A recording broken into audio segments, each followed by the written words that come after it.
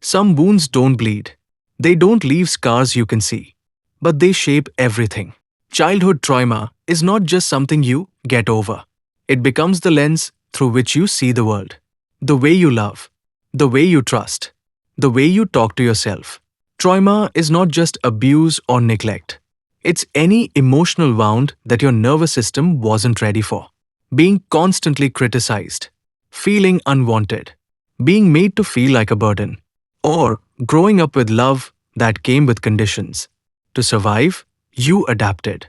You stopped crying. You stopped needing. You became strong, too strong. Now you're older, but that child still lives inside you. And they show up when you least expect. You overreact to small things.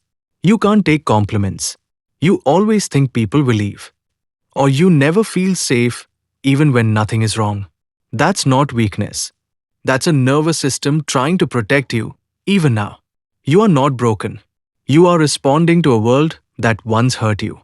The healing begins when you stop blaming yourself. Start noticing your patterns, not judging them. Start honoring your emotions, not suppressing them. There is a African proverb that says, "The child who is not embraced by the village will burn it down to feel its warmth." So, you can't change the past. But you can choose not to pass it on. You can be the adult your younger self needed. You can love without fear. You can set boundaries. You can feel joy without guilt. Healing isn't loud. It's not always about strength.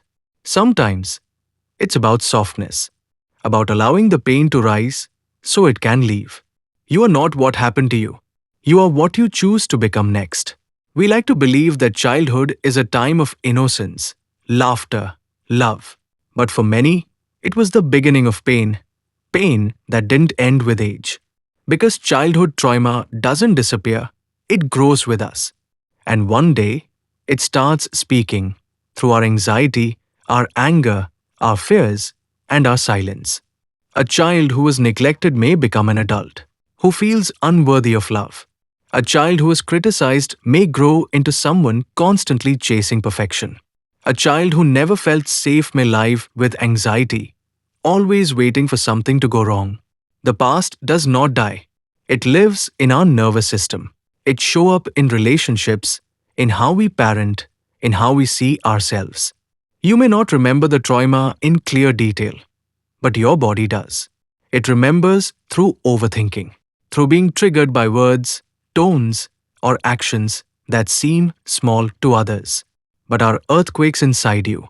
Depression, addiction, fear of intimacy, people-pleasing, emotional numbness, these are not personality flaws. They are survival responses. They are echoes of pain that was never healed. You did not choose the trauma. You were just a child. You were supposed to be protected, nurtured, loved. And if you didn't get that, it's not your fault. But healing? That's your responsibility now. Not because you caused the damage, but because you deserve freedom.